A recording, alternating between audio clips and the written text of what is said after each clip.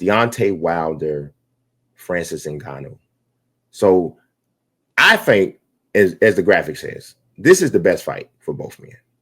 And we got some tweets here from Ngannou. He's kind of coming. He's calling out Deontay. It says time to finally settle the battle in X Bronze Bomber. He says this on X. And then I think we got another one, him posting while he was actually boxing or something. You might not be able to read the text here, but you get the idea. That next image when he's shows himself. I don't even know how recent this boxing workout is that he's doing. But it's I think it's this one here. Let's see. That next one. I don't know how we can probably get that one. Let's see if this is the one I'm talking about.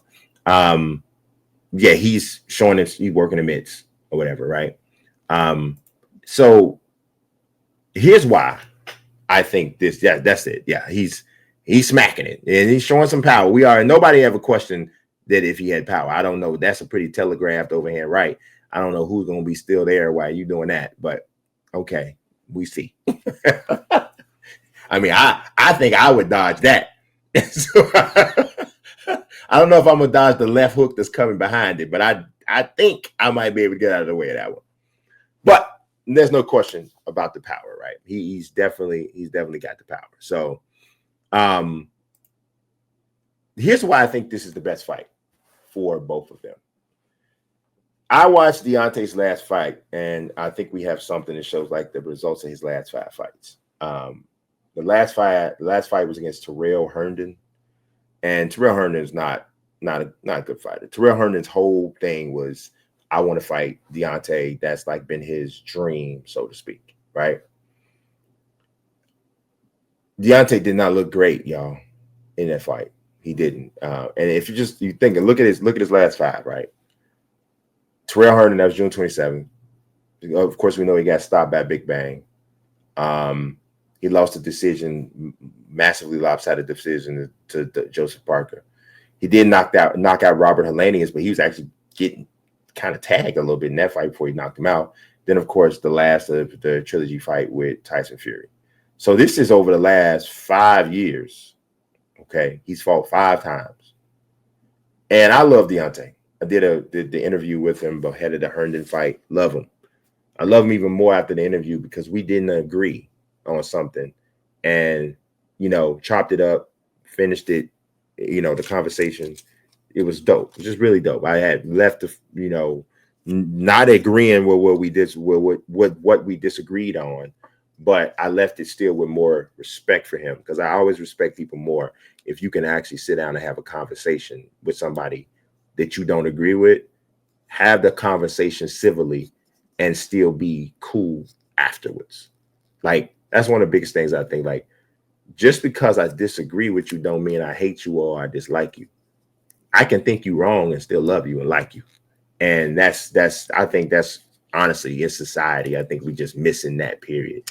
I think in society, everybody that disagrees with us, we have a tendency to try to make it seem like they hate us. And that's not the case. And that blocks you from being able to actually hear somebody else's point of view or to correct where you might be wrong. If every time somebody comes against you, you might act like they hate you. But either way, Deontay needs this fight. To me, I think this is probably the safest fight he can have and make big time, though. I don't want to see Deontay in there with, Anthony Joshua or any of these other big time heavyweights. And Joshua's not in prime form anymore either. But I think he's closer to it than Deontay. He's younger.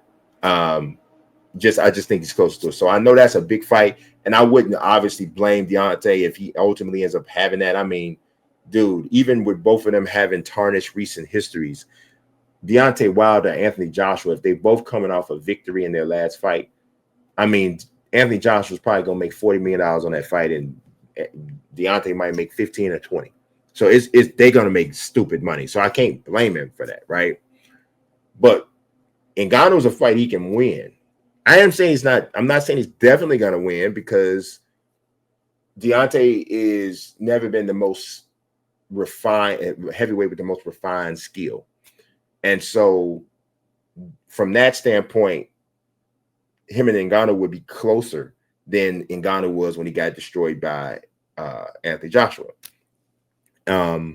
So I feel like it makes sense, right? Ngannou has already run into his ceiling in terms of dealing with heavyweights. And he doesn't need to be in there with anybody else that doesn't have a huge name, but doesn't give him some opportunity to compete. I think Anthony Joshua exposed him as a boxer. Now, if Ngannou had been boxing all the time and not had been in the UFC or not had been in mixed martial arts, then we might see something altogether different because there's no question how good of an athlete he is. He's a phenomenal athlete. But as it is, I don't think that I think he's done with competitive fights against most established boxers. But I think Deontay is in a place in his career and overall where that fight makes the most sense for both guys. That's the one I would like to see if they're going to do it. It probably ain't going to last long, but I think that's the one. Who wins? I still have to give Deontay the edge because he is a professional boxer, has been for a long time. It's not like he can't punch. And I'm going to be honest, I don't know that Ngannou actually has a chin because I've seen you absolutely faded. And no, Anthony Joshua can crack. So it's not like he got knocked out by freaking, I don't know. I'm trying to think of a Chris Bird or somebody, right? I mean, Anthony Joshua can crack. So, but I've seen you faded. And so I don't know. I don't know if he actually has a chin. I guess we'd find out for sure, even though, of course, Deontay still cracks too. So I don't know.